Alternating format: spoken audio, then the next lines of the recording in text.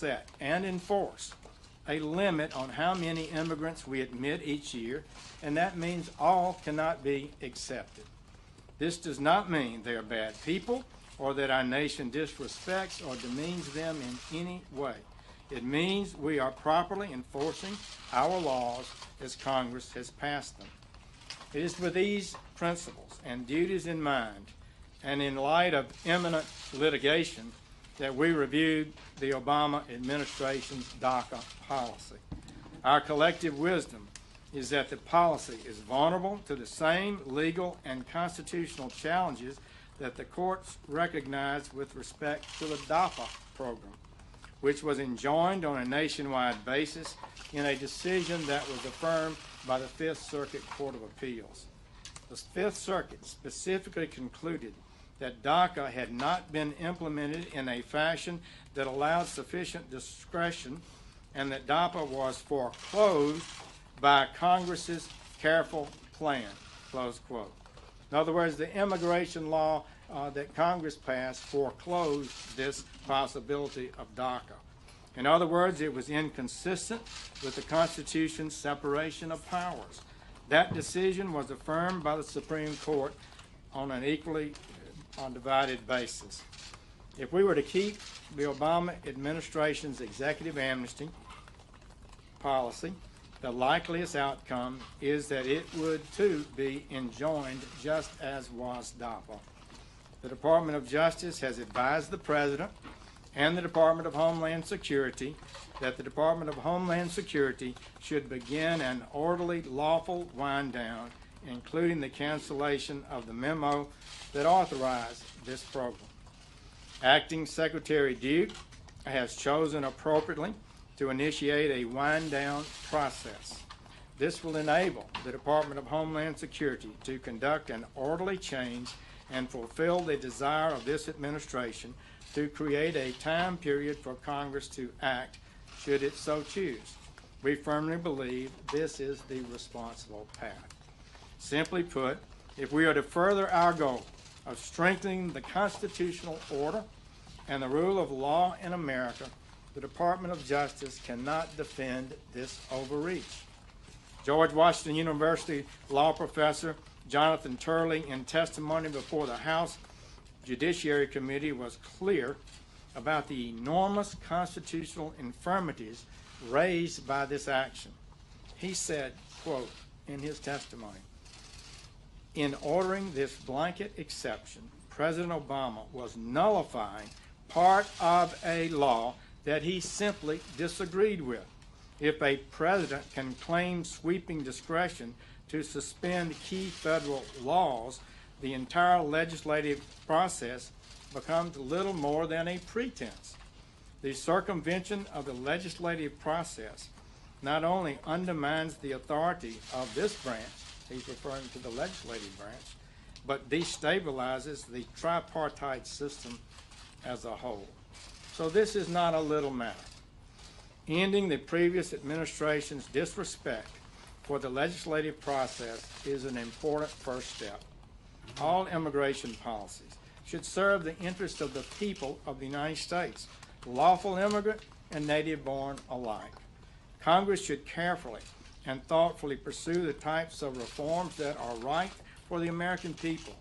Our nation is comprised of good and decent people who want their government leaders to fulfill their promises and advance an immigration policy that serves the national interest. Well, good evening and welcome to Tucker Carlson Tonight. The administration today announced it will suspend DACA. That's President Obama's program that grants special work permits and amnesty from deportation to illegal immigrants who arrived in this country as minors. You might think the move would set off a national debate about immigration, the pros, the cons, how much of it we're going to need going forward. But no. Instead, the educated classes became completely hysterical, lecturing the rest of us about the racism of the middle of the country. Watch this. We can think about the policy issues, but there's this kind of cultural undertow that this is really red meat to his base, that it's really speaking to a kind of deep-seated cultural anxiety about the changing nature of the country. There are people who feel threatened by immigrants, and they're using this concept of unconstitutional as a shield. He might do away with DACA, which is another moral line that he would be crossing, which is something that would be enforcing, advancing a white supremacy agenda, and also against what majority of Americans want. Well, this isn't just demagoguery, though it is that. It's also nonsense. Whatever you think of the effects of DACA, no administration could continue it because it's illegal. U.S. immigration laws are pretty straightforward. If you're in the country illegally, you're supposed to leave. If you think that's mean or counterproductive or unfair, take it up with your legislators. Only Congress can change the law. The president is bound to faithfully enforce the laws of the United States. He or any president can simply invalidate those he doesn't like. Former Cabinet Secretary Gutierrez doesn't think this is a meaningful distinction, but if you want to live in a constitutional democracy where laws are more powerful than men, nothing is more important than that. But to our leaders, there is indeed something more important than that: political power. They've concluded that mass immigration means new and reliable voters, and that means more power for them. If they need to subvert the rule of law to get that power, they will, and they have. In states across the country, politicians now actively boast about ignoring the law. They unilaterally declare federal statutes invalid in their cities. They bar ICE agents from buildings. They give driver's licenses and in-state college tuition to people who are here illegally. They refuse to prosecute immigrants for crimes that have nothing to do with immigration, in effect giving preference to illegals over their own citizens. Congress is little better. They look away as the laws they pass are mocked and flouted. In 2012, Barack Obama decided to take this reasoning to its rational endpoint. He just openly ignored the law by creating DACA. That move was sold as a way to protect people who don't remember living in any country except this one. But like almost everything you hear from Washington, that was mostly propaganda. People who came here illegally at 15 were just as eligible for amnesty under DACA as those who'd arrived as infants. DACA beneficiaries were not supposed to receive benefits. Remember that? That turned out to be a lie, too. In New York, for instance, DACA recipients qualify for both Medicaid and cash assistance. But this isn't simply about DACA. The program was indefensible, but it's just one manifestation of a bigger and much more ominous trend. The globalist elite has given up on concepts that have defined civilized states for more than 2 millennia: borders, citizenship, and the rule of written law itself, all abandoned in favor of a worldwide rule by unaccountable technocrats.